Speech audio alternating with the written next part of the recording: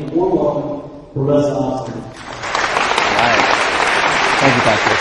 Appreciate it.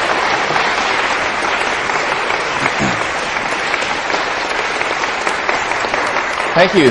Thank you very much. So I guess I'll use this as though I'm some kind of a rock star. Hello.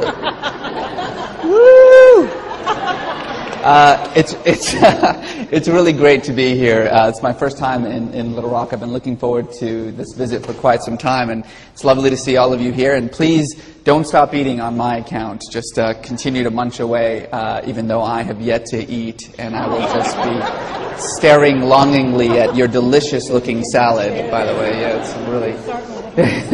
Maybe I'll munch a little bit during the talk with my mouth full. It really is a pleasure to be here. I have a very short time to kind of speak with you and then engage you in a conversation about this topic. And it's obviously kind of an important time, too. Here we are a couple of days removed from an elections that could have wide-ranging effect, not just on domestic issues, but of course on foreign policy issues, most clearly on the war in Iraq and the larger war on terror. Despite how you feel about the elections, in some ways this is a welcome sign. I was kind of disturbed to find out in last month's issue of Foreign Policy magazine, I don't know if anyone saw this, it was a very comprehensive study done where a large number of foreign policy analysts from both the right and the left, really representing the entire spectrum, the political spectrum, came together and were asked a simple question: are we winning the war on terror? 87% said no. In fact, we've already lost it. That should really be a disturbing factor, a disturbing percentage for a lot of us here.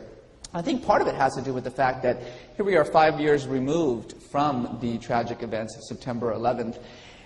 And despite the sense of calm and contemplation that in some ways has fallen upon us, we're still at a point where we're having a difficult time figuring out not just what exactly it is we're doing, what the war on terror actually means, but who it actually is we're fighting. Who is this enemy that we're supposed to be fighting? And that's understandable, of course. Terror is a tactic, not an enemy. I'm not sure how one goes about declaring war on a tactic that for millennia has proven to be so successful in leveling the battlefield between the strong and the weak. But nevertheless, I think part of the problem in this conception of why it is we're having such a difficult time, not just framing the war on terror, but actually winning it, is that we're having a very difficult time figuring out who we're supposed to be fighting, who the enemy is.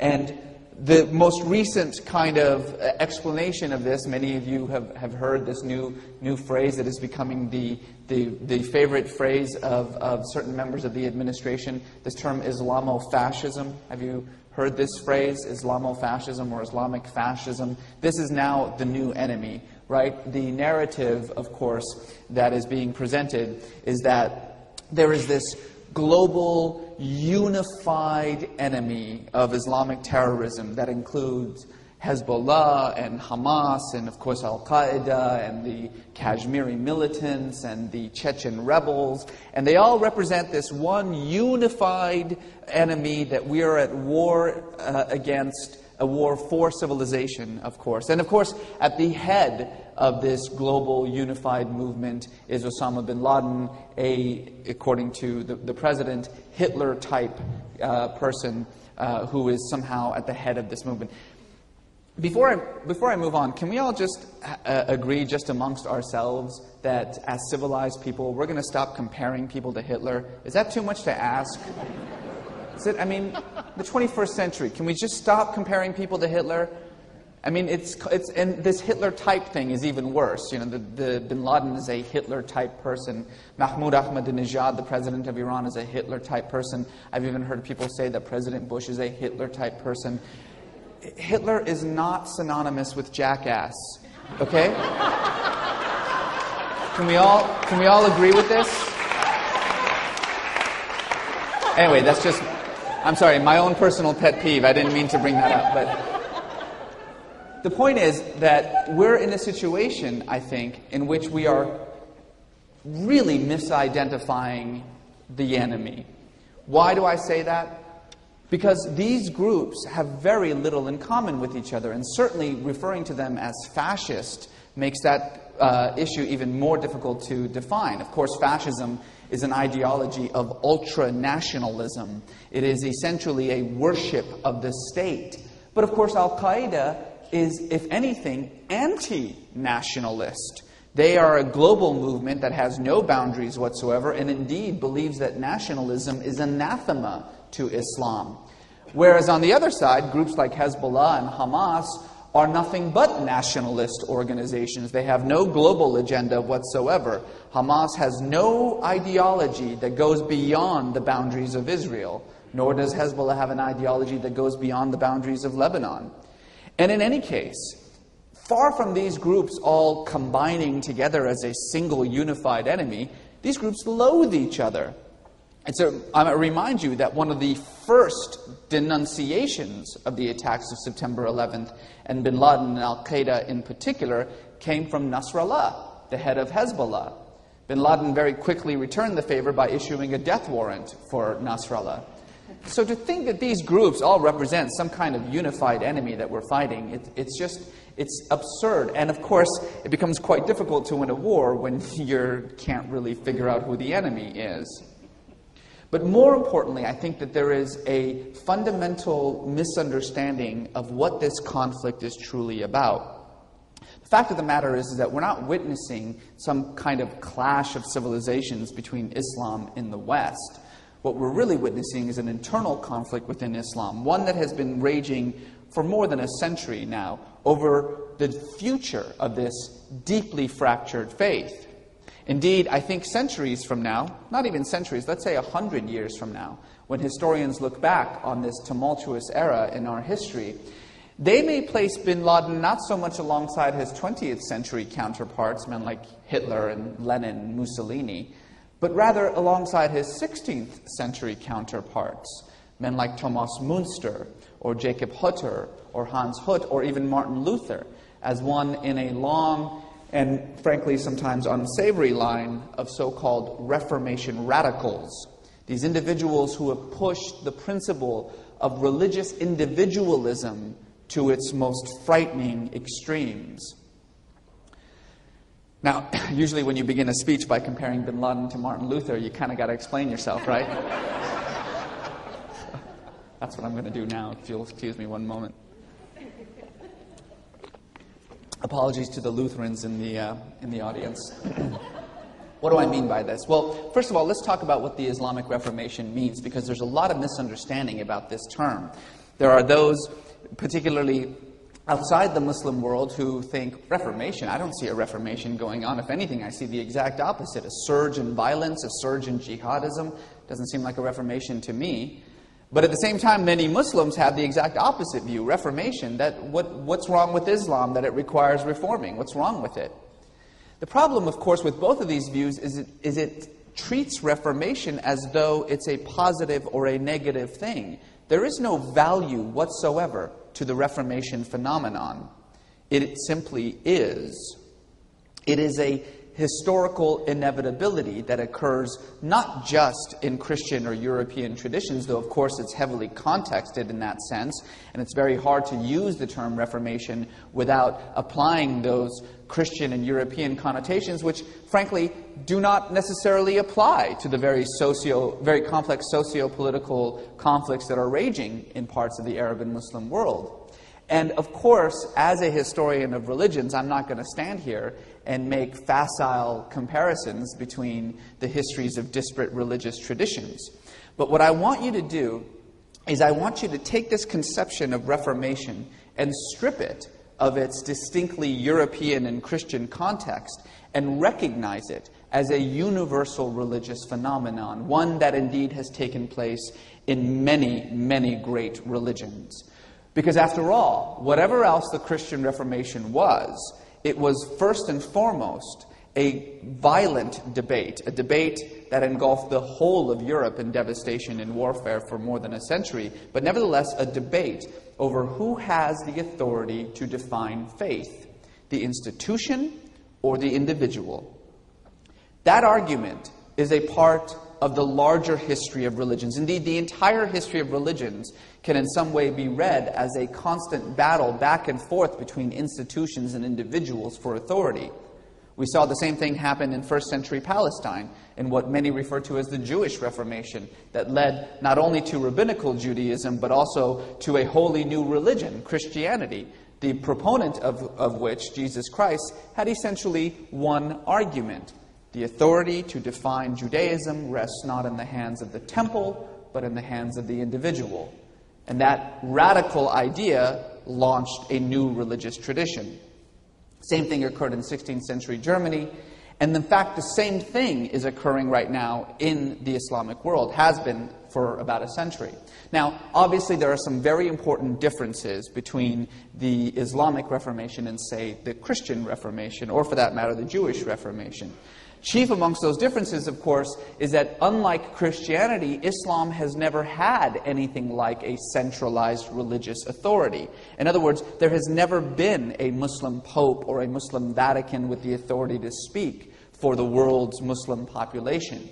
Particularly in Sunni Islam, which makes up some 85% of the world's 1.3, 1.4 billion Muslims, there is this conception that religious authority does not rest in the hands of a single individual or a single institution, but is instead scattered amongst a host of smaller institutions and schools of law that, while competing with each other for authority, nevertheless have maintained a virtual monopoly over the meaning and message of Islam for 14 centuries.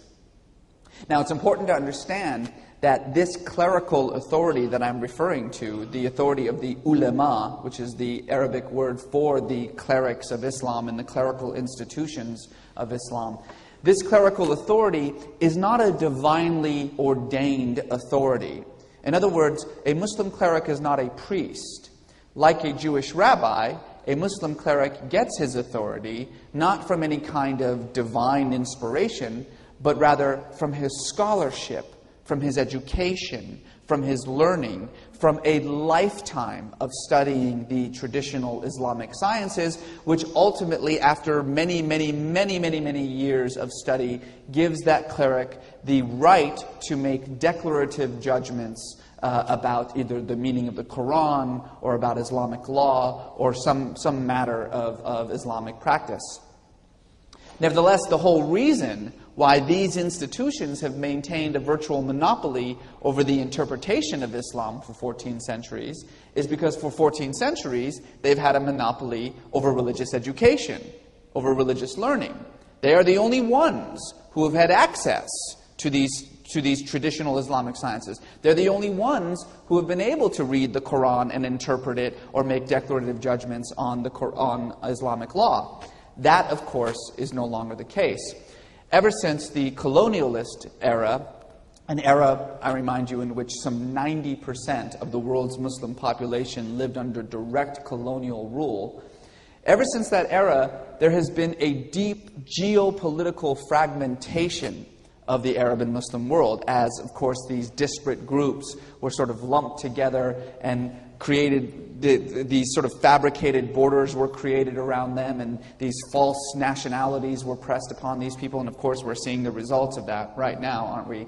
Not just in Iraq, that's the most obvious example, but in Palestine, in Jordan, in Lebanon, in Rwanda, in the Sudan. Many of these conflicts have their source in this kind of colonization period. The point that I'm trying to make is that although this fracturing of the Muslim world and the destruction of the caliphate, which was supposed to be this kind of, figurehead, if you will, representing the worldwide community of faith, the Ummah, as Muslims refer to it. The destruction of the caliphate, the geopolitical fragmentation, resulted in an incredible fracturing of this worldwide Ummah, as Muslims were forced to regard themselves less as members of a worldwide community of faith and instead had to start thinking of themselves as individual members of individual nation states. Again, nation states that often had this kind of fabricated sense of nationalism pressed upon them. Now, there were, of course, a number of attempts during the 50s and the 60s to reunite the Muslim community through ideologies like Pan-Arabism, Pan-Islamism. Some of you may have heard of these things. But the point is that all those ideologies failed. And by the time a new generation of Muslims came of age, the idea that there used to be something beyond a nation state in the Muslim world was beyond memory. And in fact, a sense of nationalism and individualism began to really swell in the Muslim world and sweep aside these conceptions of communalism and community identities.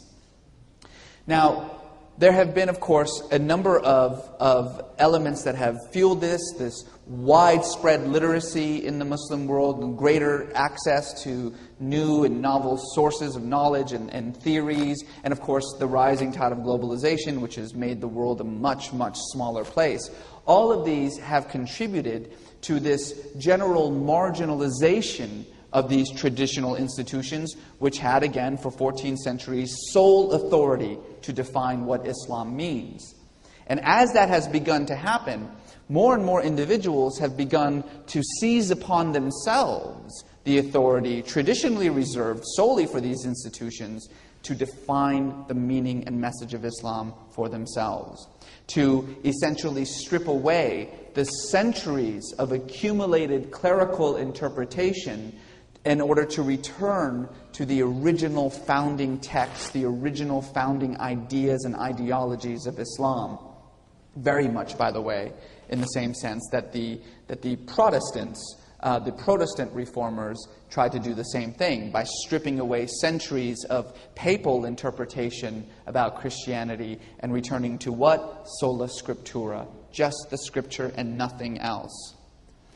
Now, over the last 20 years or so, 20, 30 years, there have been three very important developments that I want to just race through because they have really pushed this Reformation phenomenon in the Islamic world to the heights that we are facing right now. The first, of course, is the translation of the Quran.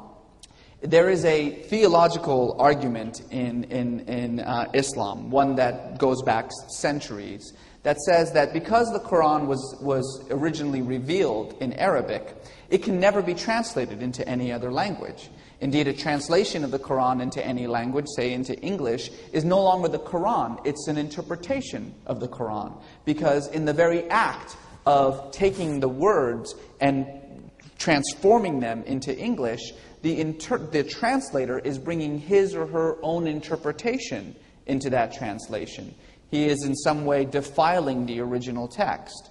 It's, by the way, for this reason why if you go to Barnes & Noble to buy yourself an English Quran, on every single page that you see English verses, you will also see the Arabic.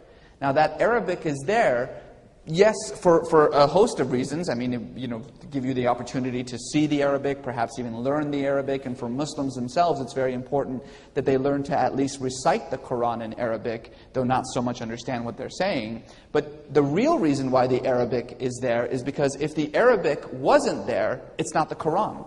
It couldn't be called the Quran anymore. So the Arabic has to also be there, regardless of what language the Quran is actually in.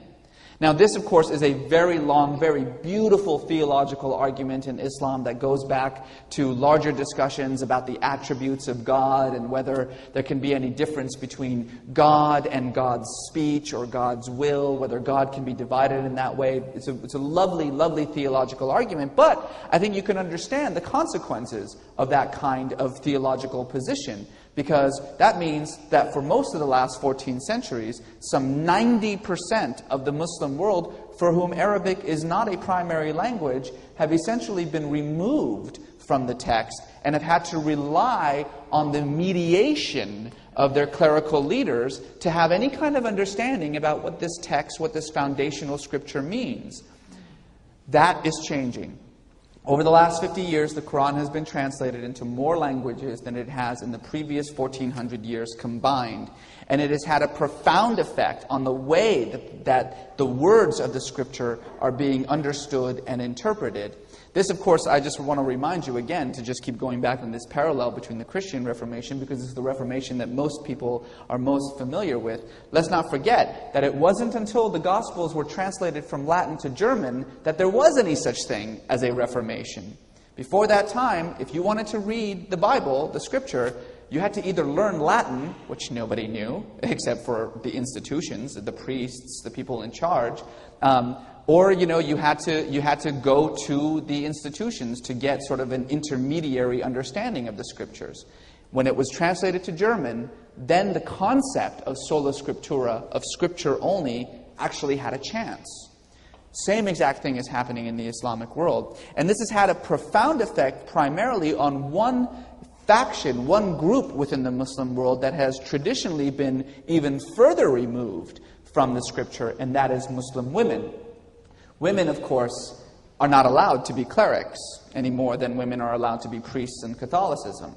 And so, for 14 centuries, there has been nothing except for the exception of a very few remarkable individuals, some women who throughout Islamic history have had a huge role in the interpretation of not just the Quran but Islamic law. But except for those handful of cases, for the most part, women have been removed from the Quran and have had to rely on centuries of male-dominated and frankly misogynistic interpretations of what the Quran means, what Islamic law means. That is changing. As women are more and more going to the text for themselves, stripping it of these centuries of accumulated interpretation, and coming up with these radically innovative, gender-neutral, reform-minded interpretations that are having a huge effect, that are indeed creating a new wave of Islamic feminism that is sweeping away these misogynistic interpretations. The argument of Islamic feminism is actually quite simple if you think about it. What they say is that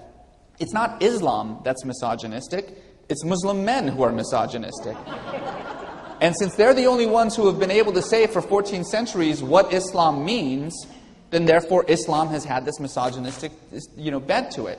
Now, scholars like Layla Ahmed, Amina Wadud, Fatima Mernisi, Amina MacLeod, these are just one of four of many, many women who are going through the Quran and sort of recapturing the egalitarian spirit that was so revolutionary 14 centuries ago. So the interpretation of the Quran, the translation of the Quran has been sort of, I'd say, one of the primary developments that has pushed this Reformation period. The second is the rapid influx of Muslims in the West. The rise of immigration, not just in Europe, but of course in the United States and North America. In the U.S. alone, there are some 10 million Muslims. That means that Islam is now the largest religious minority in this country. It may come as a little bit of a shock for you all to know this. There are more Muslims in America than there are Jews, than there are Presbyterians, than there are Episcopalians, than there are Methodists. Muslims are almost at every level of American society. They're solidly middle class. 60% of Muslims in America own their own homes. The median income for a Muslim household in the United States is $52,000. That means it's larger than the median income for a non-Muslim household. As an immigrant community, and of course some 30% or so, that varies. 20 to 30% of Muslims in America are African American Muslims. But as an immigrant community, the other 70%, they represent the highest levels of literacy and education of any immigrant community in this country. In other words, these 10 million Muslims in the United States are living, breathing examples of why this clash of civilizations mentality between Islam and the West is so absurd and misguided. There are 10 million people here who have thoroughly and utterly reconciled themselves, their ideals, their values with American ideals and values. And I think, Congressman Ellison is a perfect example of what I'm talking about here. That has had a huge effect, not just on the American religious landscape, as it is bound to have, but also on this creation of a distinctly American version of Islam, one that is also beginning to have a very important effect on the worldwide movements of Islam, because many of the tools, many of the ideologies that are struggling to reconcile Islam with the realities of the modern world are being fashioned right here in the United States, in Europe. And while they are creating, I think, an interesting sociological and religious experiment in the way that geography shapes religion or faith, let's not kid ourselves about the fact that this conception of Islam is actually being exported to the rest of the Muslim world. It really is having an effect, far more so than I think it often gets credit for. So the translation of the Quran, the influx of Muslims in the Western world, those are two major developments that have pushed this Reformation phenomenon. But the third, and I would say most important development, is the Internet. The rise of the Internet, an invention that I remind you very clearly parallels the invention of the printing press and the Christian Reformation. There would have been, again, no Christian Reformation had it not been for the printing press. And the Internet has played a similar role in the Islamic Reformation in providing these sources of ideas, conceptions, knowledge, new innovative interpretations of Islam across cyberspace. In fact, in many ways, this fractured ummah, this fractured worldwide community, is reforming itself, but online. It's sort of a cyber ummah, as I sometimes jokingly refer to it. Let me tell you very quickly an example of why this is so important and the effect that it is having. 20 years ago, if you were a Muslim living in, say, Malaysia, and you had some question about some aspect of Islamic law, let's say you had a question about some issue of purity or an issue regarding marriage or whatever, you needed guidance on some aspect of Islamic law. Basically, you only had one choice. You would go down to your local mosque and you would ask your local imam or cleric. If that cleric had risen in his education to the level of what's known as a mufti, which means that he can actually issue a fatwa. A fatwa is a juristic opinion. That's all it is. It's not a papal bull. It doesn't have any kind of, enforcement mechanism to it. It's just the educated opinion of a scholar who is affiliated with one of these institutions, one of these schools of law, and the followers of that cleric, the followers of that imam, can either choose to follow the fatwa or not. It's as simple as that. Nevertheless, this fatwa, this person, this cleric, this source of authority would have been the sole source of authority for this Malaysian Muslim. And he could either choose to obey that person's advice or not. Not anymore. Now, if that Muslim doesn't like, let's say, the fatwa that his cleric gives him, he can just go on fatwaonline.com. Has a database of tens of thousands of fatwas on any topic imaginable. It's got a little search there. You put in whatever your issue is, marriage, purity, whatever, and there's all the fatwas you can handle. You can choose which one you like. If you don't find the one you like there, by the way, you can go to Fatwa Online's competitor, Islam Online, which has a whole different database of fatwas. If you don't like those, you can go to Sistani.org, the website of the Grand Ayatollah Ali al-Sistani, who, although a Shia, has nonetheless had an enormous impact on the Sunni world because of his position in Iraq and because of all the situation that's going on there. If you don't like that, you have even another choice. Now, in Cairo, in the great city of Cairo, the cosmopolitan capital of the Arab world, rests Al-Azhar University. Some of you may know what this place is. It is, for the last 1,000 years, sort of the center of Islamic learning in the Muslim world. In fact, it's the world's first university. Indeed, it actually created the very concept of university. Al-Azhar did.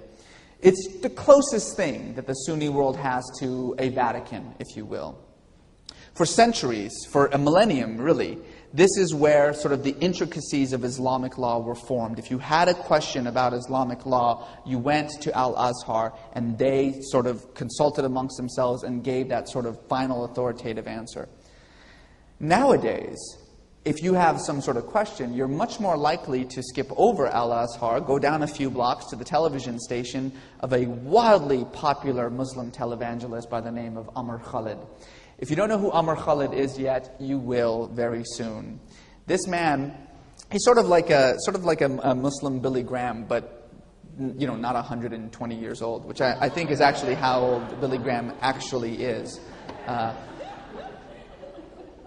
He's very young, he's very charismatic, and he's got a television show that every week is watched by tens of millions of Muslims from Jakarta to Detroit. During this television show, he's got a live audience that asks him questions, but he also takes questions by phone, he takes questions by email, and particularly young people, particularly the youth of the Arab and Muslim world, bombard him with questions regarding, how to live a good life as a Muslim, what to do about this. Well, I'm a waiter at a restaurant and they serve alcohol. Is that okay? What do I do? All these things. And of course, from his position, Amr Khalid dispenses this sage advice about how to do this, how to do that. He doesn't issue fatwas, but he essentially gives this very authoritative advice. Now, the interesting thing about this is that Amr Khalid is not a cleric. In fact, he has never, ever studied Islam in any official capacity whatsoever. He belongs to none of these schools of law at all. He has no degrees in the Islamic sciences. I'm not even sure he went to college. And yet, he has utterly usurped the role, the authority traditionally reserved solely for the clerics of these institutions to define the meaning and message of Islam. Welcome to the Islamic Reformation. Now, obviously, as we know from Christian history, when religious authority gets transferred from the hands of institutions into the hands of individuals, then you're opening up a can of worms, aren't you? And anyone who's got any kind of ideology, any kind of social position, any kind of bigotry, any kind of bias, any kind of prejudice, is very easily now has at his disposal the authority of the Scripture in order to justify that. And it is for this reason that I'm trying to sort of explain that jihadism, the very rise of jihadism as a phenomenon, is itself a product of the Islamic Reformation. Indeed, it's an inevitable product of the Islamic Reformation. In fact, bin Laden is in some ways the poster child of the Islamic Reformation. Why do I say this? Well, first of all, I think it's important to understand that jihadism is above all else, and if you get nothing else from this discussion, hopefully this is the one thing that you'll get. Jihadism is above all else a puritanical ideology. These are Puritans. I don't mean Puritan with a capital P, I mean Puritan with a lowercase p. Their primary agenda is to strip away what they see as the cultural and religious innovations that have crept into Islam and to return it to some kind of purified, unadulterated, and frankly totally imaginary past. Their primary target is not the West or Christians or Jews, what they refer to as the far enemy. Their primary target is what they call the near enemy. Those hundreds of millions of Muslims and institutions and individuals who do not share their puritanical ideology and who, as a result, make up the vast majority of their victims by the tens of thousands. Of course, we only pay attention when one of us becomes one of their victims. But it's important to understand that we are a tiny minority amongst their victims. So that sense of Puritanism, that sense of trying to strip away the religion and purify it in some sense, is at the heart of Reformation movements, certainly at the heart of the Christian Reformation. And don't be, sort of confused about the fact, but wait, bin Laden uses violence to achieve his goals. I think we've kind of forgotten about what a violent experience the Christian Reformation was. Very, very few people came out of that with their hands clean of blood, including Martin Luther, who actually promoted the massacre of the peasants during the Peasants' Revolt. In fact, justified it and said it was a good and Christian thing to do to massacre these people. And, of course, remember, these people were not Catholics. They were themselves also Protestants. But I think the thing that most clearly connects bin Laden with these so-called Reformation radicals of Christianity, particularly Martin Luther, is that he has set himself up deliberately in opposition to these clerical institutions. He has made himself an opposite source of authority. How has he done this? Well, many ways, but the most prominent way, of course, is the fact that he is repeatedly issuing his own fatwas. Now remember, a fatwa is something that only someone who has spent a lifetime studying the Islamic sciences and who belongs to one of these clerical schools of law has the right to do.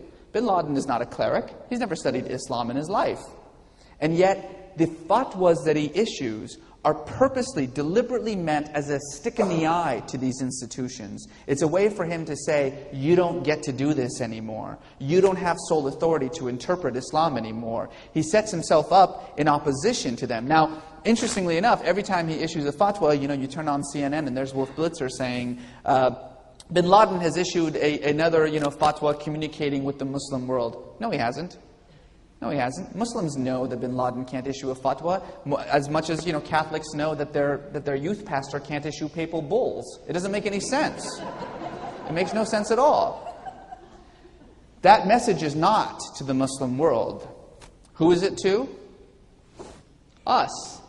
Because we don't know. A fatwa is a fatwa. And if you're issuing fatwas, then you must be a spokesperson for the Islamic world.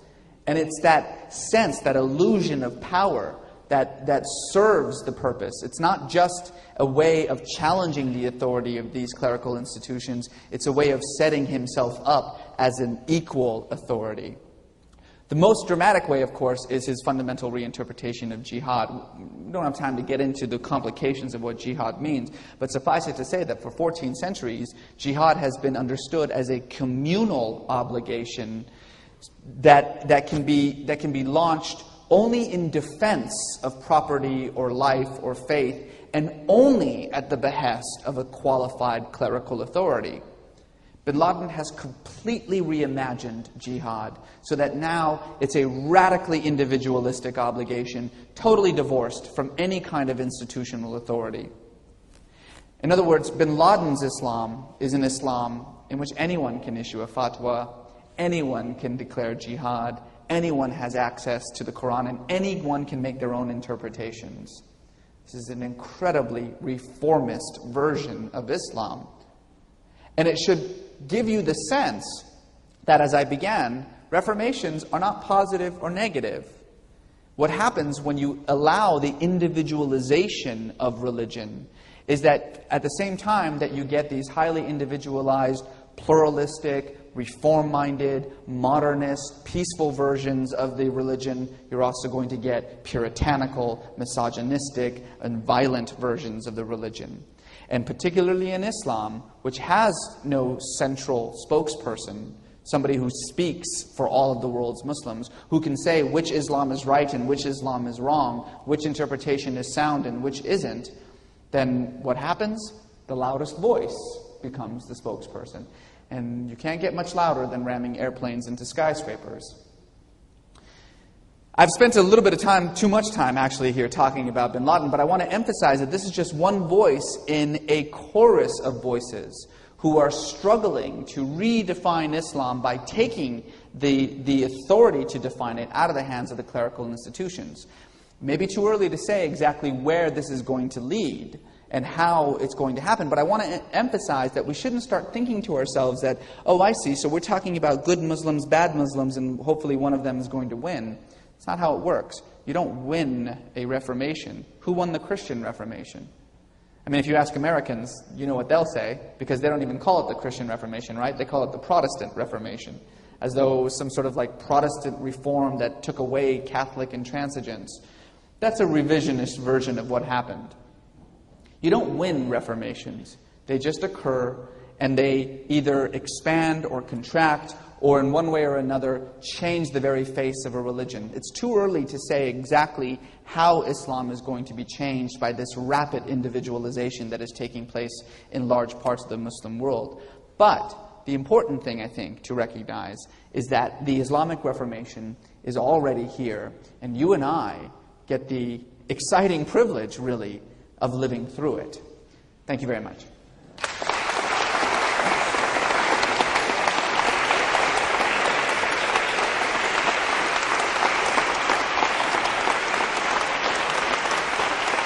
Thank you very much.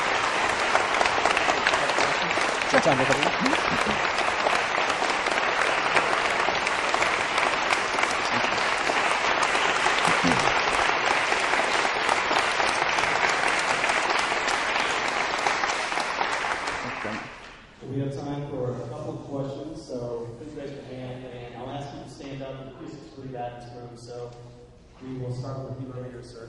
Thank you. Given the wide spectrum among Christianity and Islam. Can you give some generalizations about what Christianity and Islam has in common? I mean, it's more interesting to think about what little they don't have in common. I mean, we have to understand that there is this tendency to think of Islam as some kind of foreign, exotic religion, a religion of the other. Nothing could be further from the truth. Islam is very much a part of the same biblical prophetic tradition with which most people in this room are already familiar. The Quran talks about the continuation of a divine self-revelation that began with Adam and, according to Islam, ends with Muhammad. All of the prophets of the Hebrew Bible, almost all of them, are mentioned in the Quran. Moses 140 times. The gospel story is in the Quran, in a sort of a Reader's Digest version of it, but it's still in the Quran. And Muslims, of course, think that Jesus is the Messiah and eagerly await his return at the end of time. They just don't think Jesus was God. That's where they draw the line. But nevertheless, Muhammad went through great pains, and you see this over and over again in the Quran, because it repeatedly reminds the readers, this is not a new message. There's nothing new or unique about this message. This is the same message, the Quran says, that was given to Adam and to Abraham and to Moses and to Noah and to Jesus and to all the prophets. Their God and your God are the same. Their scripture and your scripture are the same. In fact, the Quran proposes this unprecedented notion called al-Kitab, or the mother of books. The idea being that in heaven, sort of in this sort of pre-existent state, there is a massive book, the mother of books, from which all the world's revealed scriptures, the Torah, the Gospels, the Bhagavad Gita, the Gathas, the Mahabharata, all of the world's scriptures are derived piecemeal. The Quran's answer for this, of why this is all piecemeal, why didn't it all just come down at once for one people for all time, is, as the Quran says, that God could have done so if He wanted to, but He chose instead to give each people, it uses the word each nation, each ummah, each people its own law, its own prophets, its own ideas, so that together they create one large ummah. In other words, pieces of a puzzle that all fit together to make one ummah. That's a profoundly enlightened view. I mean, it's very few scriptures in the world speak of other religions the way that the Quran speaks of other religions. By the way, primarily monotheistic religions. Quran has no patience whatsoever for polytheistic religions, but it sees monotheistic religions as very much a part of this long tradition. So I think that in essence what we are talking about is a different conception of the same message, a progression of what the Quran refers to as God's self-revelation. So in that sense, you know, despite the realities of the modern world that we see and these conflicts taking place within these religious traditions, particularly these three faiths of Abraham, have far more in common with each other than they have not in common with each other.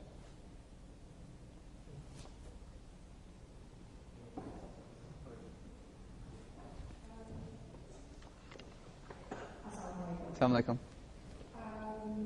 Thank you for being here. Coming here, I'm a student in school. I come from a country where the majority are Muslim, so nobody ever asked me there, what is Islam, what is Islam, and stuff like that. So I come here and I've been exposed with so many questions about my faith and my beliefs, and I found it so hard for me to explain. I started to buy introduction of Islam, not because I don't understand it, but how can I communicate this? It's very interesting, it's very enlightening, because the only all Muslim that we mentioned, like 10 million Muslims here in the U.S., able to communicate just like what you did just now. I believe there will be no misunderstanding about Islam in the U.S. So my question is, what do you think that all Muslims, these 10 million people in the U.S. should do to help the non-Muslims in the U.S. Understand about Islam better, that we are not a religion, that we believe in tolerance, all of these good things. How can we pass the message to the people? For me, it's very challenging. I'm the only Muslim here in the school, and I cannot say that I'm the best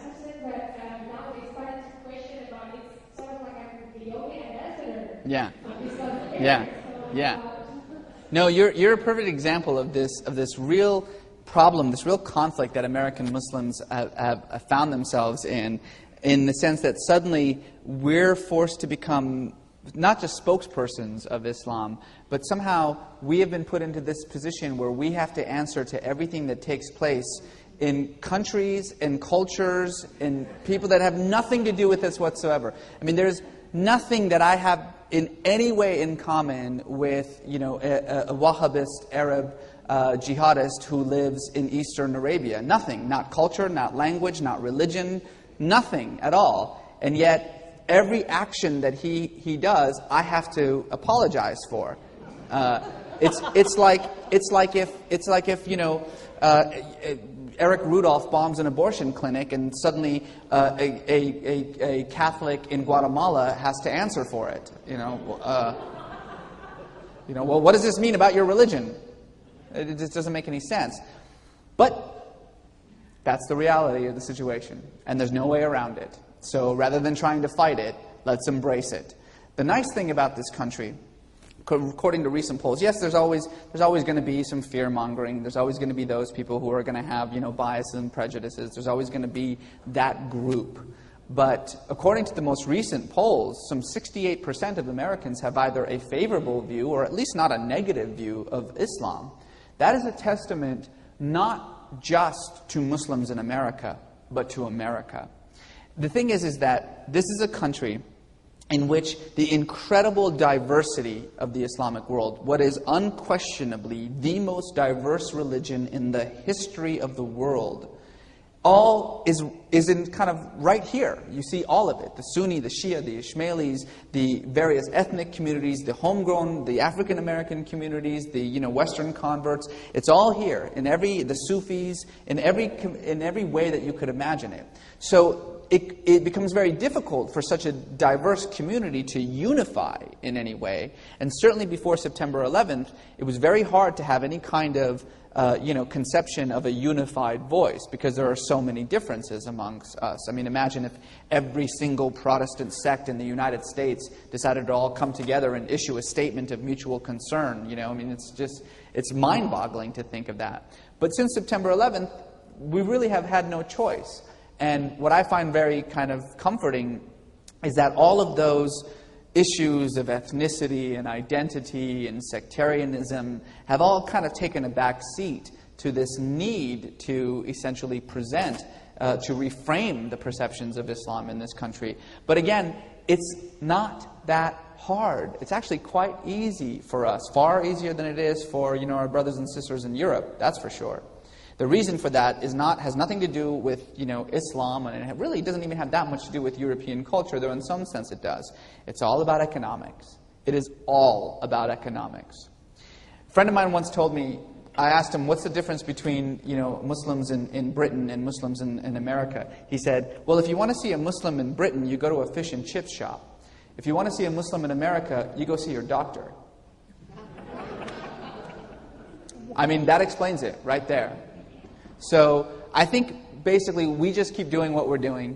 Look, we're in a situation. There's this argument here. I know I'm rattling on about here, but you can't get a professor to stop talking. We're paid to think out loud and then force our students to pay attention to us, memorize what we say, and then regurgitate it back to us for grades. It's the greatest job. We're in a situation, we have this constant conversation going on in America, right, about whether, the foundations of this country are, the Christian foundations. No, they're not. They're secular foundations. This country was built on secularism. No, it wasn't. It was built on Christianity. You know what? It was built on neither. It was actually built on pluralism.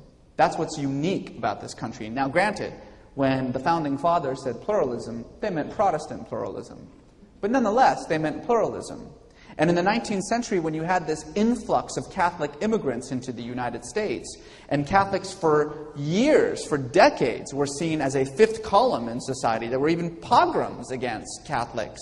There were laws passed denying Catholics human rights in this country because they were seen as a group that didn't belong to the American religious fabric. Their loyalties, of course, were to Rome, not to the United States. That changed. And Protestant pluralism became Christian pluralism, right? And of course, in the 20th century, particularly after the Second World War, when you had this influx of Jews into the United States, the same exact thing happened. There was this conception of Jews as a fifth column in society. They're not like us. They don't believe in the same thing that we believe. They're not part of the religious fabric of this country. And of course, that changed. And now we talk about the Judeo-Christian foundations upon which this country was founded. For those of you who don't know, Judeo-Christian means Protestant.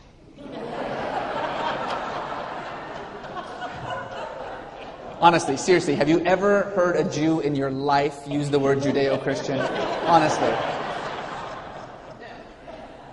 Now that Islam is the largest religious minority in this country, the exact same process is going to take over. Maybe one day we'll start having arguments about, darn it, the Abrahamic foundations upon which this country was founded, etc. That might happen, but it's happening already. And I think that simply living our lives, being the people that we are, being these living representatives of the reconciliation of Islamic and Western values, that's enough. One more real quick question. Sorry.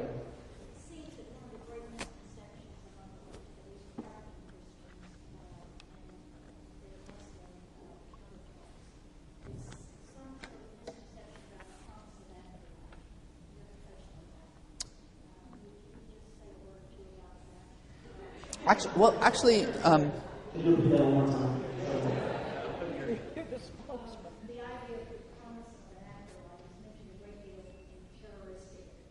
Oh, I see. Right.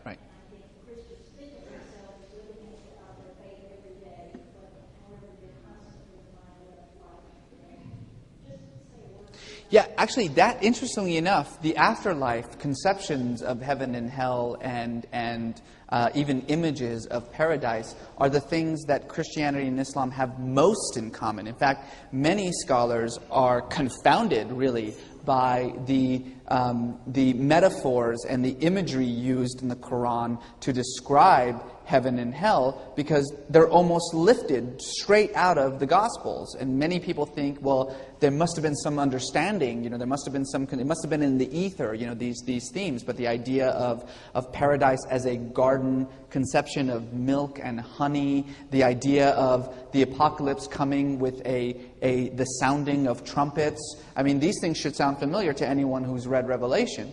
And they exist in the Quran as well. So the idea of souls that are saved and souls that are not and the difference between heaven and hell are very, very much the same in Christianity and Islam, with the one exception that Islam is not a salvific religion. So it's not a religion of clearing oneself of sin so that you can enter heaven. According to Islamic theology, if you are a person of the book, if you're a Muslim, Jew, or Christian, you go to heaven. If you're not, you go to hell. It's as simple as that.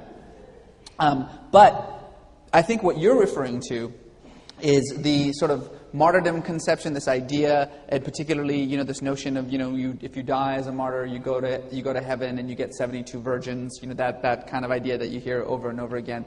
It's really a funny thing. It always cracks me up whenever I hear this, because if there's ever been, a more obvious example, except for, of course, the sort of evolution, creation debate, of a misreading of Scripture, the 72 virgin thing is a great one, because there's no verse in the Quran that talks about 72 virgins, but it is in some very early traditions, the Sunnah, that talks about how, not for martyrs, but just, that in heaven, amongst the rivers of honey and the wine that you can drink that doesn't get you drunk, and all the food you can eat and all that stuff, are also 72 virgins that you get. And the word is huri, which doesn't necessarily mean virgin. It actually means doe-eyed spirit in some sense.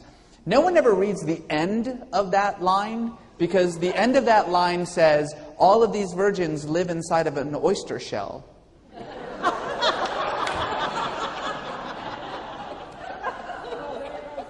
I mean, if that's not meant to be poetic, I don't understand what is. So Again, I think it's very important to understand that you know, these kinds of ideas are very much a part of religious notions, and certainly martyrdom has a very, very long tradition in Christianity, and the conception of dying for faith as a witness to those who are still living, not so much as an entrance into heaven.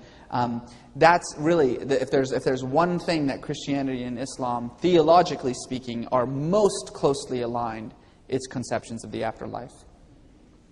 Reza, I know you haven't eaten lunch, but we're going to be willing to sign a few books out back there for her. I promise we'll feed you. I'd be happy to sign books. I really have. Thank you very much.